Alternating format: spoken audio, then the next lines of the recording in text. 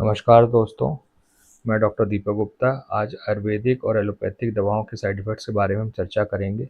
हमें यह बात अच्छी तरह से मालूम है कि एलोपैथिक दवाओं के कुछ साइड इफ़ेक्ट्स हो सकते हैं, लेकिन क्या आप जानते हैं कि आयुर्वेदिक दवाओं के भी साइड इफ़ेक्ट्स हो सकते हैं? अगर आप आयुर्वेदिक दवाओं का उपयोग करते हैं, तो किसी योग्य डॉक्टर की सलाह के बिना नहीं लेना चाहिए। इस विषय पर हम आज गहराई से थोड़ी चर्चा करेंगे। आयुर्वेदिक दवाओं से जुड़े हुए जोखिम। मैं पहले ये बताना चाहूँगा कि मैं आयुर्वेदिक पद्धति चिकित्सा के खिलाफ नहीं हूँ। मेरा भाई ब्रदर खुद भी एक आयुर्वेदिक डॉक्टर है। बस मैं थोड़ी जानकारी आपके साथ शेयर कर रहा हूँ। कई लोग मानते हैं कि आयुर्वेदिक दवाएं पूरी तरह से सुरक्षित होती हैं, लेकिन हाल में प्रकाशित रिपोर्ट्स में ऐसे कई उदाहरण मिले हैं जिससे हमें पता चला है कि आयुर्वेदिक दवाओं में कई तरह के मेटल्स अधिकता में पाए गए हैं, जिससे मरीजों को गंभीर स्थिति में अस्पताल पहुंचाना पड़ा है। कई रिपोर्ट आई हैं जिसमें आयुर्वेदिक दवाओं में मेटल्स पारा जैसे मरकरी है, आर्सेनिक है, ये पाए गए हैं, जिससे किडनी और लीवर की भी बीमारियां हुई हैं मरीजों को। उसमें ऐसे छुपे हुए कई खतरनाक तत्व हो सकते हैं जो कि हमारे शरीर को नुकसान पहुंचा सकते हैं, किडनी और लीवर फेलियर कर सकते हैं। कई बार आयुर्वेदिक दवाओं में ऐसे तत्व मिलाए जाते हैं जो स्वास्थ्य के लिए खतरनाक होते हैं।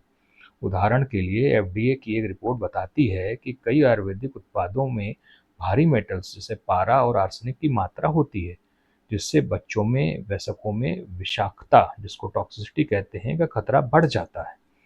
दवाओं का गलत उपयोग अगर आप करते हैं तो भी या ओवरडोजिंग करते हैं तो भी स्थिति उत्पन्न हो सकती है। यदि आप आयुर्वेदिक या एलोपैथिक दवाओं का उपयोग डॉक्टर की सलाह के बिना करते हैं, तो इसके गंभीर परिणाम हो सकते हैं। कई बार लोग अपनी मर्जी से दवाओं की मात्रा बढ़ा देते हैं या लंबे समय तक उनका उपयोग करते रहते हैं। यह आदत खतरनाक साबित हो सकती है। आयुर्वेदिक चिकित्सा के नियम और दिशा निर्देशों को पालन करें। सरकार ने आयुर्वेदिक दवाओं में इस्तेमाल होने वाली भारी मेटल्स की सीमा तय कर रखी है।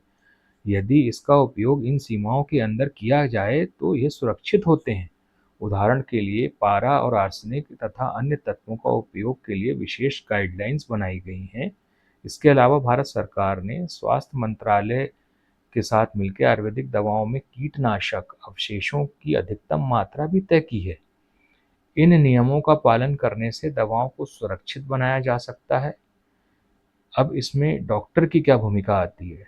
चाहे डॉक्टर एलोपैथिक हो या दवाएं एलोपैथिक या आयुर्वेदिक हो, बिना डॉक्टर की सलाह के कोई भी दवा आपको नहीं लेनी चाहिए। अगर आप आयुर्वेदिक दवा चाहते हैं तो आयुर्वेदिक डॉक्टर के पास जाके सलाह लें।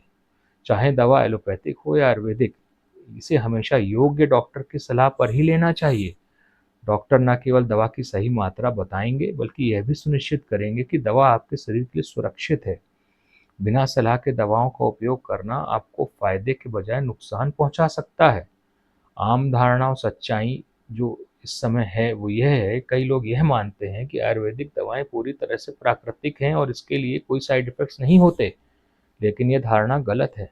आयुर्वेदिक दवाओं का भी रासायनिक संरचना यानी कि केमिकल कंपोजिशन होता है और गलत तरीके से उपयोग करने पर नुकसान पहुंचा सकती हैं। कस्टमर या उपयोगकर्ता या मरीज के लिए सुझाव जो मैं देना चाहूँगा, किसी भी दवा को डॉक्टर की सलाह के बिना ना लें। ऑनलाइन उत्पादों को खरीदने में सावधानी बरतें। सुनिश्चित करें कि उत्पाद सारे सरकारी मानकों को पूरा करता हो। अपने मन से कोई भी दवा ऑनलाइन जाके आयुर्वेदिक लेने की कोशिश करके उसको ना खाएं।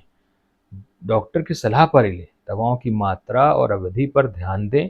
इसे अपनी मर्जी से बदलने की कोशिश ना करें। दवाओं के साइड इफ़ेक्ट्स को पहचानें। यदि आपको किसी दवा से समस्या हो रही है, तो तुरंत डॉक्टर से संपर्क करें।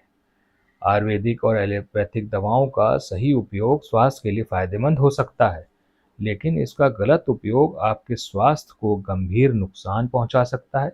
यह महत्वपूर्ण है कि दवा लेने से पहले आप किसी योग्य डॉक्टर से सलाह लें। स्वास्थ्य से संबंधित सही जानकारी फैलाएं। इस वीडियो को अपने दोस्तों और परिवारों के साथ साझा करें। सही जानकारी और सही सलाह के साथ स्वस्थ रहें। अगर आपको ये वीडियो अच्छा लगा हो और आपको कोई अच्छी जानकारी मिली हो, तो कृपया इसे फैलाएं और सब्सक्राइब करें। मैं डॉक्टर दीपक गुप्ता आपका